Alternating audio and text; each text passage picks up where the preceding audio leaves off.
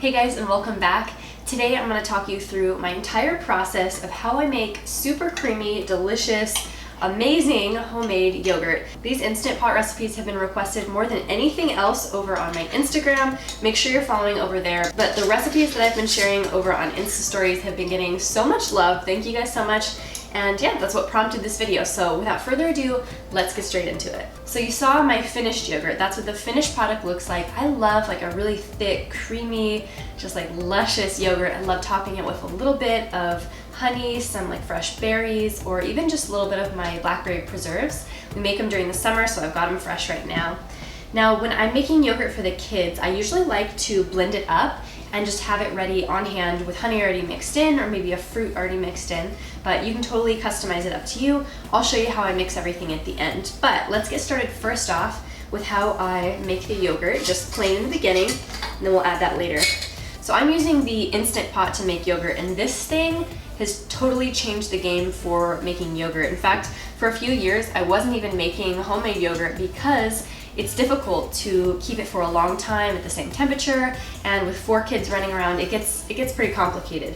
But because this thing is able to hold the temperature for so long, you can even do your yogurt in here for up to 24 hours. It just really makes it easier. So I'm gonna add a half gallon of whole milk into my Instant Pot.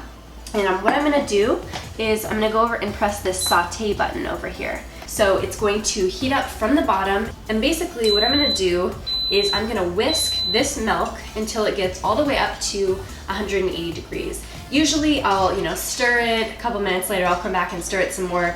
After about, let's say 10 minutes, then I'm gonna start using the thermometer and getting a gauge for where it's at. But once it's up to 180, then we'll know it's ready. So as far as equipment goes, of course we need the Instant Pot, and this has a stainless steel bowl inside. So everything is done, the entire process of cooking is done inside there. You'll also need a thermometer that goes all the way up to 180 degrees. And I honestly will be upgrading very, very soon to an instant read thermometer. I've seen some cool ones on Amazon, but right now I've just got this little stick thermometer, so that's what I'll be using. You'll also need a 1/4 cup if you're doing a half gallon, or if you're making a full gallon, which a lot of times that's the recipe we use, but I figure most of you guys don't have quite as many in your family. We'll start with this smaller version. So for this recipe with a half gallon, you'll use a 1/4 cup of plain yogurt.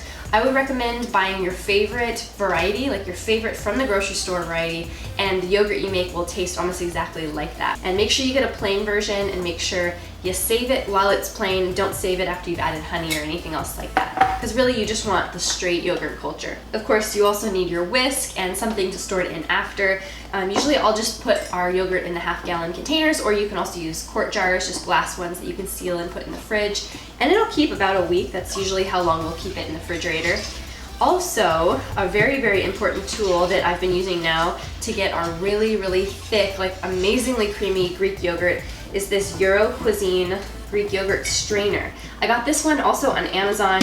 Once the yogurt is done fermenting, all I have to do is strain it through here, and then usually I'll dump the whey off. Some people save the whey for other cooking projects, but I'll usually dump off the first straining, and then I let this sit in the refrigerator. You can let it sit in there for like a few hours, all the way up to like overnight, and it will just get thicker and thicker and creamier and amazing.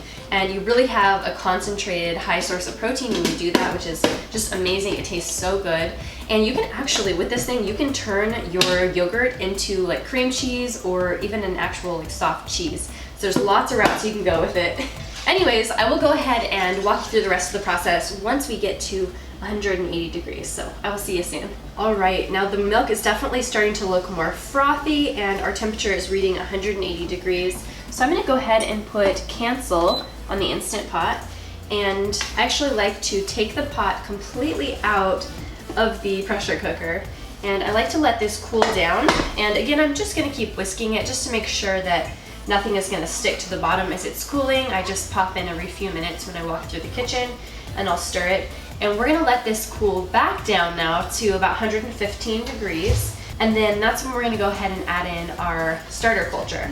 The reason for heating it up to the 180 degrees is just to kill off any bacteria that could have somehow gotten into the milk. And since we're gonna be fermenting this and letting it do its thing, make a culture, and letting the starter culture inoculate the entire half gallon of milk, we want to make sure we don't have any funky bacteria in there too that could also be growing. So at this point, now that the milk has basically been like sanitized, we want to make sure that we're not going to be doing anything with utensils that aren't well cleaned.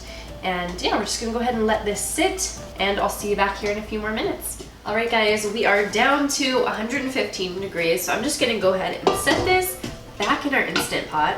Now we're gonna go ahead and grab our 1/4 cup of yogurt, and we're gonna go ahead and add this straight on into the Instant Pot. So I'm just gonna go ahead and scoop that right in, and then we'll use the whisk to make sure it gets distributed really well. Can I do that? No, mommy's gotta do this part, honey. Okay, then we are all done. That's all you need to do with the milk and the yogurt. By the way, you keep seeing me put probably our whisk and stuff into a container. That's just because I don't like setting it down, like introducing other bacteria and stuff. So that's why I'm always setting them in a container. Also, after it got to temperature, I switched the whisk up. Like I'll rinse it and put it in a new one. That's just something I kind of do maybe as a germaphobe. Next up, we are just gonna go ahead and put on our lid onto the Instant Pot.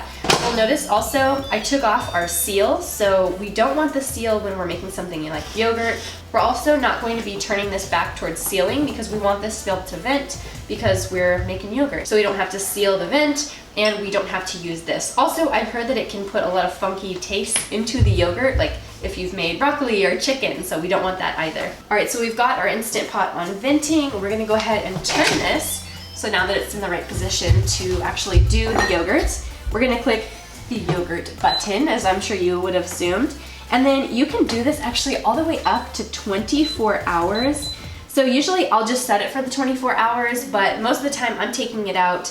At the earliest, I would do about 12 hours, if not 18. The longer you do it, the more of the lactose it's gonna take out. So in my opinion, the longer the better, but it's totally up to your personal preference. I've heard it can get a bit sour by the time you get to 24 hours, but if you're sensitive to lactose, the longer you do your yogurt, the better that will be for digestion and such. So, all right, now that we've got everything set up, we're just gonna go ahead and let this sit. The Instant Pot does everything that you need to keep it at the perfect temperature to incubate the yogurt, and so all that good bacteria can really get throughout the milk. I'll see you guys tomorrow. So our yogurt had just under 23 hours to run. I'm hitting cancel, and then we can go ahead and open up the top of our Instant Pot. This yogurt is amazing. It's so creamy. After this amount of time, it's thick. The amount of probiotics in here is just insane, and it's just awesome that you can make it for so cheap at home. So I'm just kind of stirring it up just to show you guys the texture. If you have it run for like, let's say 12 hours, it's gonna be a little bit more separated and it's gonna be a little bit more runny.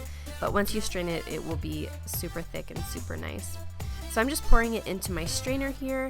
I really like this one in particular that I got on Amazon because it's got a stainless steel mesh. Anyway, so I let mine sit in the refrigerator for, I'd say like 12 hours. I did it overnight. Some people save the whey. I haven't really found a good use for that yet, so I just go ahead and discard that. And then we are left with this amazing, super thick, creamy Greek yogurt. I'm adding some honey in here, and then I'm also going to add in some fresh raspberry preserves that I had made earlier this year. You can also use fresh raspberries if you like. I'm whipping it up with just a whisk, and then I'm putting it in my containers. You could also use an immersion blender if you want something creamy, or mixing your preserves right after it's done, which I kind of like the look of for my yogurts. Anyways guys, if you liked the video, give it a thumbs up and subscribe, and I'll see you all soon.